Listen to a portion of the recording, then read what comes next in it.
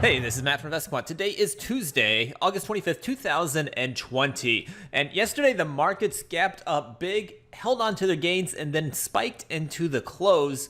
And S&P closed at a new 52-week high. And we did so triggering an overbought reading. So what I want to do this morning is take a look at what has happened historically when you get this overbought reading based upon the 2-day RSI taking place at a 52-week high and then continuing higher in the overnight session like we're currently seeing. So let me set this up. We're going to look at all four instruments. And the setup is going to be getting long at the open, which is 9:30 a.m. Eastern Time, exiting at the close of regular trading hours, which is 4:15 p.m. Eastern Time. The opening filter I'm going to use is going to be based upon gapping up above the prior day high. So I'm just going to hit prior day high there.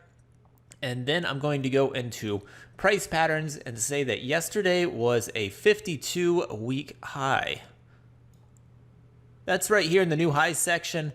And then lastly, I'm going to go into the indicators and I'm going to click day after 2-day RSI is greater than 95. So this is an overbought reading where you get a really strong move higher typically triggers this type of reading. So let me add that and hit view results.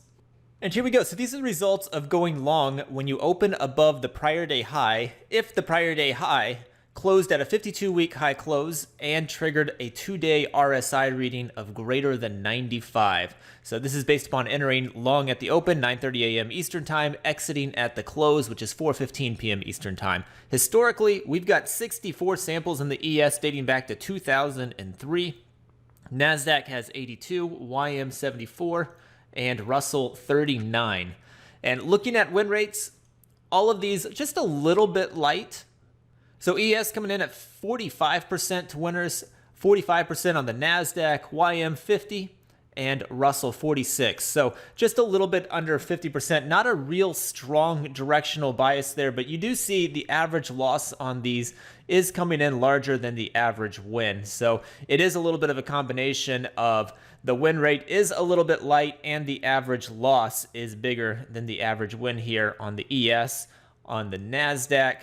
On the YM and Russell, it's a little bit more even as a closer to a 1-to-1 ratio, but the ES and NASDAQ having larger average losses than average wins. So historically, just a little bit more of a bearish pattern. It's not the strongest bearish pattern, but the combination of a little bit light on the win rate and the larger average loss than average winner is typically not a bullish thing. So historically has not been a very strong pattern to the upside. Hopefully you found that interesting. Good luck, and we will see you next time.